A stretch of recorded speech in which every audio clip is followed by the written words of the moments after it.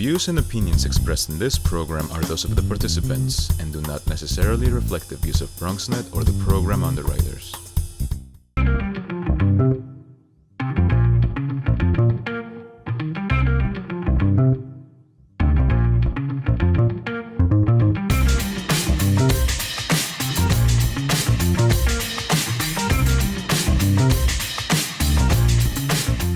Hey there, good evening and welcome to the Bronx Buzz. You probably know by now, but this is BronxNet's program where we talk to reporters and writers and editors and journalists and photographers and filmmakers, and in this case, an artist who's doing something spectacular and unusual. Really, anybody who's putting anything out in the Bronx, and that's what we're going to buzz about. And our first guest is the senior reporter at The City, and welcome back to Rachel Holliday Smith. Nice to have you with us. Thank you so much for having me.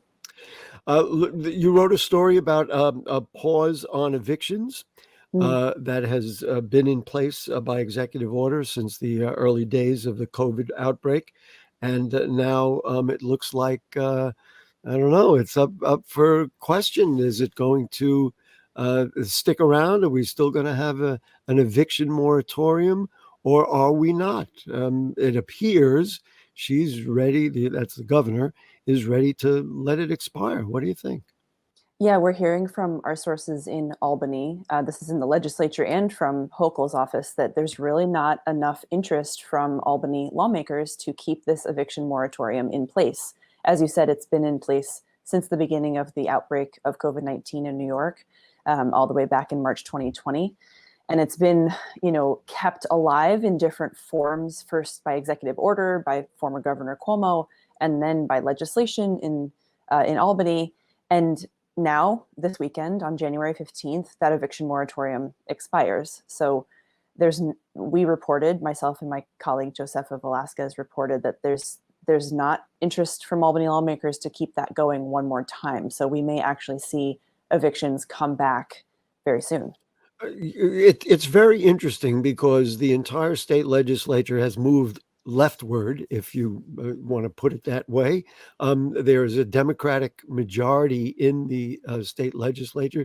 You think they just lost the stomach for keeping it going?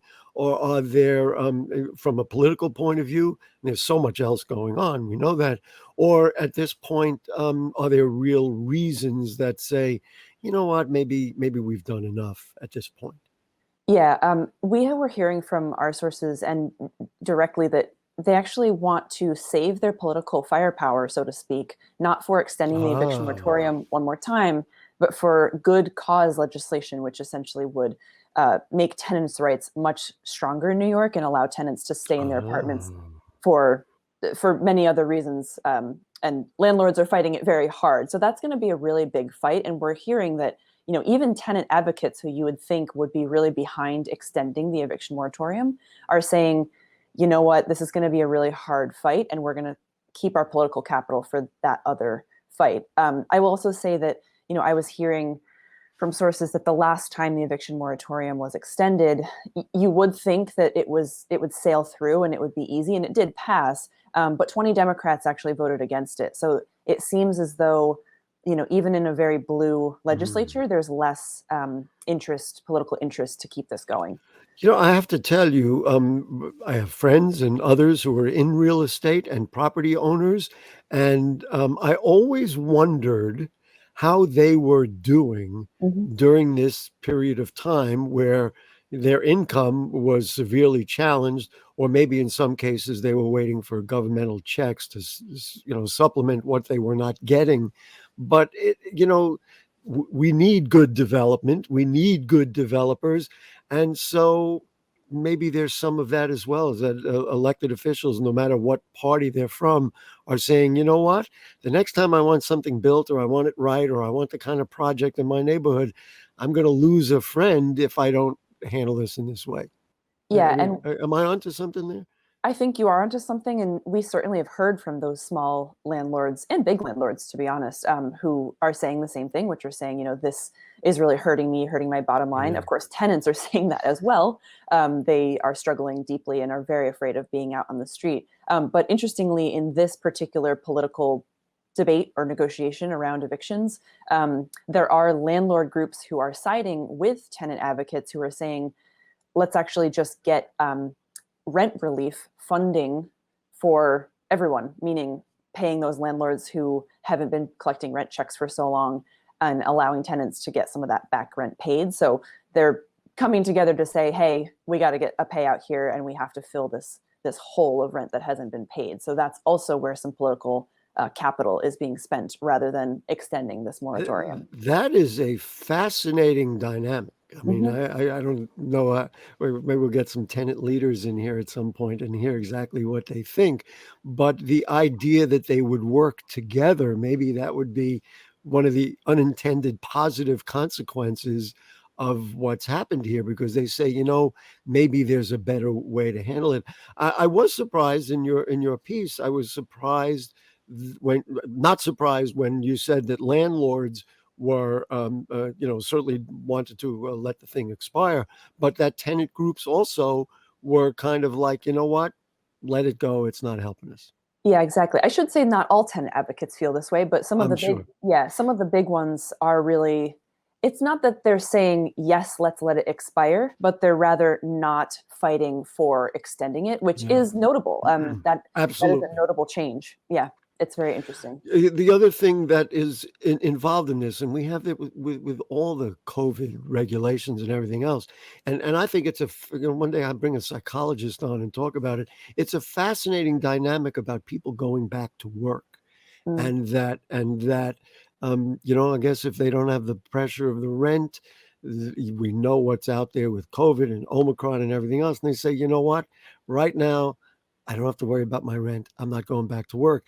That has a trickle-down effect, a trickle-down negative effect on all of us, because the economy is not building. We see what happens when, companies are starving for employees. That's part of this too, right?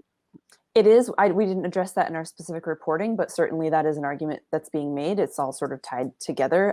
I will say that the folks who will probably be most affected by this eviction moratorium being lifted in the most immediate sense are actually people whose cases were from 2 years ago, before the pandemic started. So those folks are not necessarily the ones who are, not paying rent because of the pandemic. It's actually the people who 2 years ago, maybe they had a marshal's warrant, they were about to get thrown out. And so they got saved, even though maybe that ultimately, could or should happen. I don't want to root against anybody, but it could be the case. Let's talk about the Emergency Rental Assistance Program, ERAP. Is that seen, in other words, in your assessment, that there's kind of a political negotiation going on, that is one of the chips at play, that, what, rather than do it this way, we'll put more money into rental assistance, lower the cost of people's rents, et cetera? Yeah, that's exactly it. That's what the coalition of tenants and landlords are saying. They're saying, let's get more federal money into ERAP, this rent relief program from the state. Unfortunately, there's not a lot of evidence that is even going to come close to covering the whole, the big pot of money that needs to be repaid. But yes, that is where folks are coming together to say, hey, we really need more money here. But a lot of that is dependent on the federal government. Certainly, as the Albany session goes forward this spring, the state budget could throw in some money to fill some of that need, but it will not come close to what, is estimated. What is really needed in that exactly. case. I wonder, I mean, I'm not an expert on it, but Build Back Better, I wonder if there's some monies in there for rent protections and things like that. And again, I realize it's one of 50 states and all that. It might not take, and I'm going to say it funny, throw another $2 billion in there and you're done out of the, $3 trillion that they're looking for. It's possible to do that. And that would really make a major difference in people's ability to stay in their apartments. It would. And right now, I hope I don't get these figures incorrectly, but I think that right now, out of $1 billion put aside from the federal government for rent relief right now, New York State only got 27 million, which is an incredibly small figure. So we got to share with the other 50 states. You're actually totally right about that. But Yeah, but one of the things in your article, which was right at the end, which I thought was fascinating, and you've you've talked about it slightly here, is this whole idea of self-evicting. That Mm. a landlord says, "You're out of here, get out," and then people start packing up and they start getting out, but they don't have to do that. I thought when I read it, I said, that's really good advice. You did a good job with that. So why don't you just review the Sure. self-eviction issue and explain it so anybody thinking about it would know about it. Sure. And that's the first thing that housing attorneys who are in housing court say when I ask, what is the advice you would give to tenants, which is don't self evict, meaning the only person who can actually evict you is a judge's order and a marshal at your door. So if you get an eviction notice, that does not mean you have to leave. And they do talk to tenants often who think that I got to go, I got to pack up my stuff and go. So you don't Right. self evict is the advice. And I'm actually writing a second piece coming up soon about more advice from housing attorneys for tenants as they sort of come to terms with this moratorium lifting and folks who think their landlord might actually file a case against them. Right. It's Do you, and again, I don't want to put you on the spot because we're just here talking. Do you know about how many tenants, either in the Bronx or in the city, could be affected either way for Mhm. this legislation? I I don't, don't have yeah, that. Okay, I don't have an we can estimate. find that out. Yeah, off the top, but I know I should say that there's such a court backlog right now from cases in these past 2 years that it is unlikely that if you are facing a new eviction case that you'll actually be forced to leave for several months probably because there's such a backlog. So Right. again, if you're a tenant and you're thinking my landlord is probably going to go after me, this eviction moratorium's up January 15th, am I going to have to leave next week? you you won't. The case will wind its way through the courts and you need to find an attorney certainly, but No you don't question. have to be What forced. reminded me, by the way, about that whole self-eviction was when you said that they already have a marshal's order, and Mm, that reminded me that that's really the only circumstance on which you really have to, like, pack up and go. go Yeah, exactly. and deal with that. We've uncovered something. This has been a very interesting dialogue for me. The notion of them working together, or tenants and landlords and property owners being on the same page, is very interesting. I wonder also, just speculation on my part, if this will also ease up some of the systemic issues that have, you say there's a backlog. There's been a backlog in New York, in the Bronx housing court, for generations. I wonder if this will let us really catch up and get our arms around it finally. Got about I, 30 I seconds to answer that. I think that the answer to that is it will not help in any way. Oh, Every housing attorney I've I'm talked trying so hard. every housing attorney I've talked to said it is much worse than it's been, even Much with worse. virtual hearings, unfortunately. That's Uh, yeah. last question, just a couple of seconds. Want to make a prediction? You think they're going to let it expire? From what I you think said, that it sounds to me yeah. like it's gone. I think that they will let it expire. If Wow. they change anything, it will be a slight extension to get through the budgeting process, but I can't see it being extended in a huge long way like it has been in the past. I hope that viewers in the Bronx will appreciate great reporters like Rachel Holliday Smith, because that's how we find out about stuff. And one of the things about this show, which I love, is I learn a lot from all the great reporters who are out there, and you are one of them. Thank you so much, Rachel Holliday Smith. Make sure you read The City and read her in The City, and we'll look forward to your follow-up article with those housing lawyers. Thank you so much. Okay, thank you so much. Had fun. Okay, we're going to take a short break. Gary will put on his other hat, and we're going to talk to an artist who's an environmental artist. Wait till you see what he does. He's got a show coming up, and we'll do that in a moment. Don't go away. A devastating and deadly five-alarm fire on Sunday is the cause of 19 confirmed deaths that include 9 children here at 333 East 181st Street off Tebow Avenue, where the New York City Fire Department is citing a faulty space heater as the cause, shared Bronx Borough President Vanessa Gibson here on the scene. We've learned from the FDNY that the source of this fire was a space heater that was not being used properly in one of the bedrooms of a third-floor apartment, and unfortunately, the fire was allowed to escalate and travel to the higher floors. The fire making international news, with Archbishop of New York Cardinal Timothy Dolan sharing a message from Pope Francis, sending heartfelt condolences early Monday to the victims and their families in response to the blaze that began sometime before 11 a.m., sending smoke and flames to multiple floors floors throughout the 19-story complex as over 200 firefighters responded. 32 residents that are still hospitalized with serious injuries. We have a number of residents unaccounted for and unidentified. So we're just praying. We are sending condolences to those that have lost their loved ones, those that have lost children. No one imagined they would wake up a Sunday morning and would be faced with running for their lives because of a fire in their building. Critical to the rescue were these ladders used to pull many out. This is a building with no exterior fire escapes, and residents had to exit their apartments and travel using the stairwell, as well as FDNY ladders that were helping. Displaced families were housed in 4 different hotels in the Bronx Sunday night into Monday morning, thanks to the work of the American Red Cross and the New York City Office of Emergency Management. In addition to this, an evacuation site for families is now operational and is also collecting donations at Monroe College's Houston Hall, located at 2375 Jerome Avenue. The American Red Cross is asking those looking for family members to call 311. We're praying for those that are in the hospital that they survive. We're praying for healing and strength, and we're going to help with burial, funeral services. For those that need to be relocated outside of Twin Parks, we're going to help accommodate that as well. For BronxNet, this is Arlene Makoko. Okay, back with you on the Bronx Buzz. I am thrilled because he's a friend of mine and he's been on our programs before. And frankly, I believe in what he does. And he and I started a conversation about his passion for the environment and how to communicate keeping ourselves cleaner and environmentally friendly. So it's my buddy. He is an environmental artist and lecturer, Daniel Lanzilotta. Nice to see you again. Thank you, Gary. Good to see you again. We were just conversing beforehand. Both of us wanted to express condolences and sadness about what happened on 181st Street in our hometown. I wish I could find the words to explain how terrible it is or how difficult it is. So if you want to say something just about our Bronx brothers and sisters who are hurting so bad, I'll give you the floor to do that. Yes,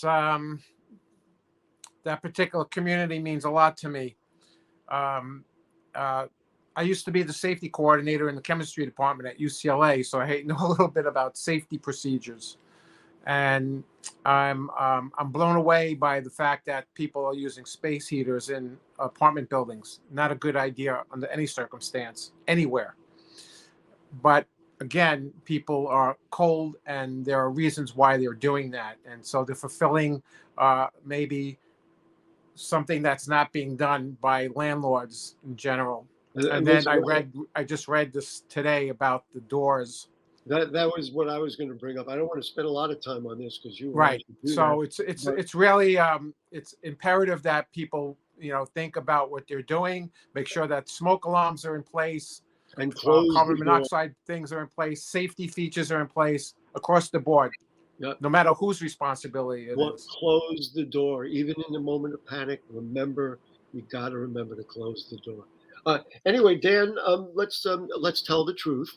You have a new exhibit coming up. Before we get to that exhibit, talk to me about what you do. I think people will find it fascinating. I'll give you a way to introduce it. Rebecca and I were talking about all the things we throw away.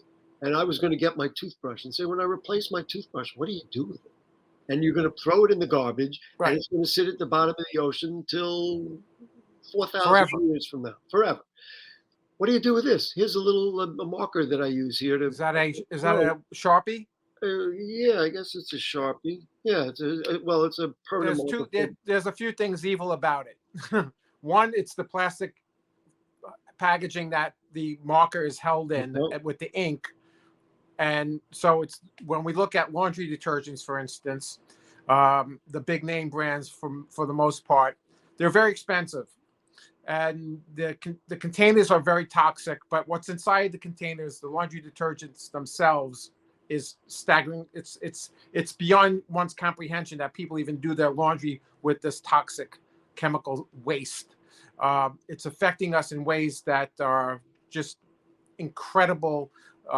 It becomes a medical issue when we start accumulating all this kind of stuff that's in the containers themselves. Never mind the plastic containers, but what the containers hold.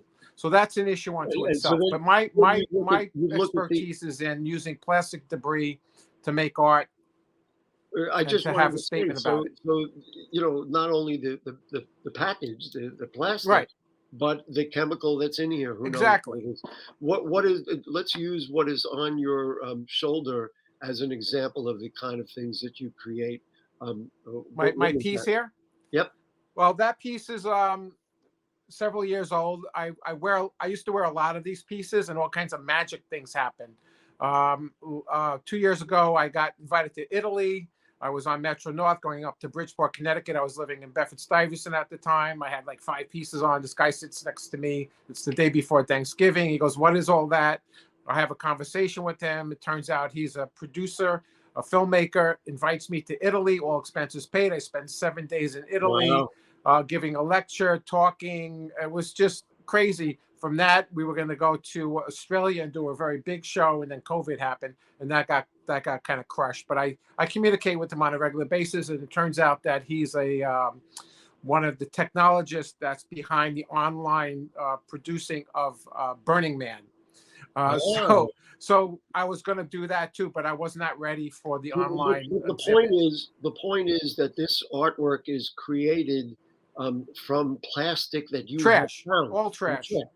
Right. So Right. I harvest trash. I call it post-human consumption. So I don't spend any money whatsoever on my art supplies. I depend on the public to provide me with their uh, um, trash. I mean, it's everywhere. It's literally, I'm wearing it. This green thing I'm wearing is plastic. My pants, everywhere we turn, Amazing. there's plastic, either obviously plastic or it's unseen plastic. And those are the coatings of things. What I recall from previous times you were on our programs is you talked about walking the beach and then just finding stuff in the Oh, the sand beach, and the then turning it, streets. right? I was living in Brooklyn. I wound up moving up to Harlem, the Bronx. I'm in the Bronx all the time.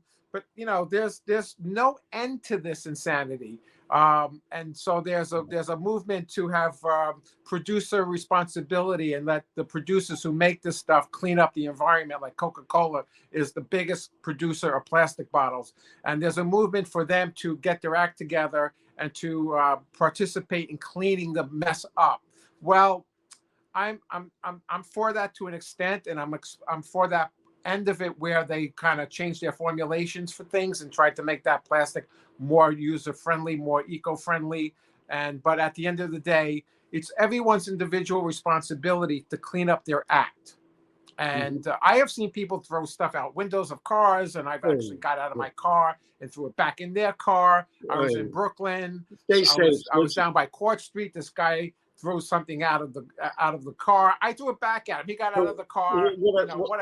What I want to get to, Daniel, is the Jonathan Shorr Gallery. You've got a new exhibit called "Tell the Truth." Rebecca is going to show some of the pieces so we can see what they look like. Tell me about what this artwork is, and about the show that you're putting out. So go ahead. What is it about? These are all things that you collected? That piece is entirely from Brooklyn. That's a Christmas tree stand that is, I'm sure there's a lot of them on the street right now. That's also a lot of trash from Brooklyn and Harlem.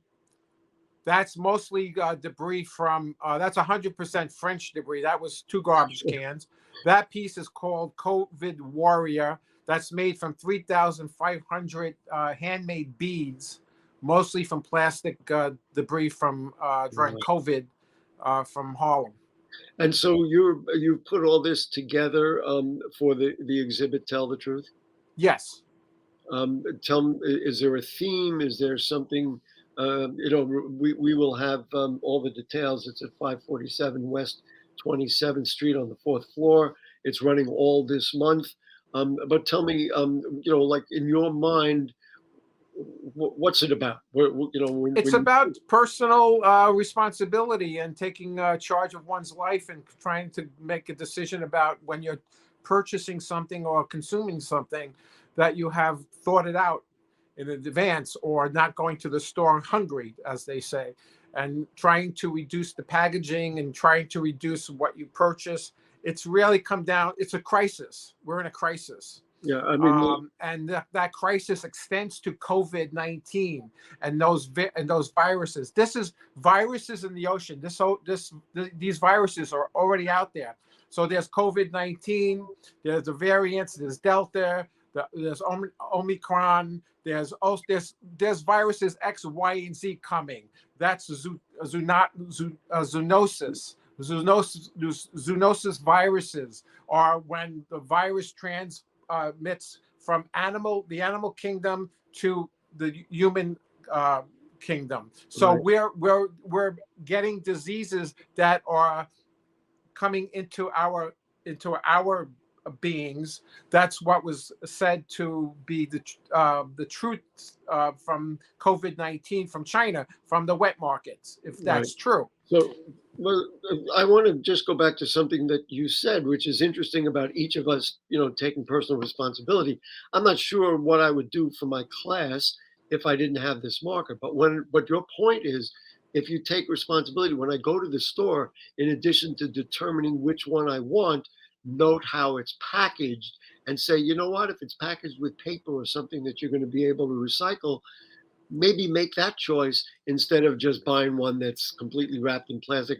I forgot what it was that I opened recently. I had to get a pickaxe to get into the plastic and open the thing. I mean, that's what's happening with that big gigantic organization called Amazon and how they package their stuff. Absolutely. I mean, there's been such a shift of consciousness about consuming.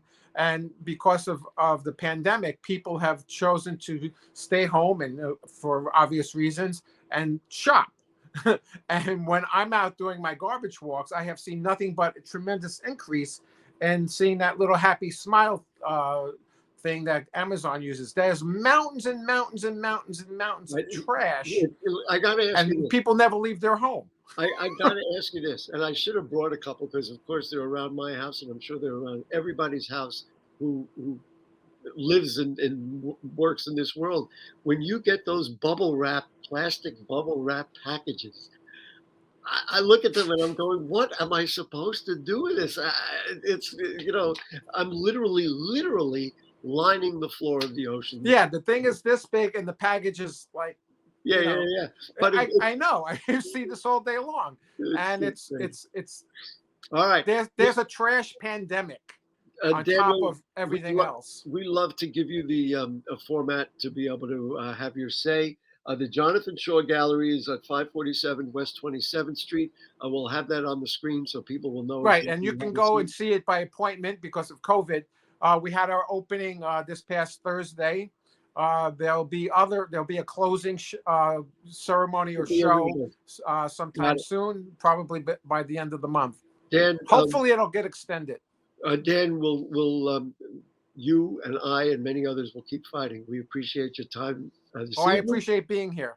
Always great to see you. It's always a pleasure, Gary. What can I tell you? Keep fighting. So that's it for, thank you, Daniel Lanzilotta, and let's check out Tell the Truth at the Jonathan Shorr. Thank you so much. And folks, that'll do it for the Bronx Buzz.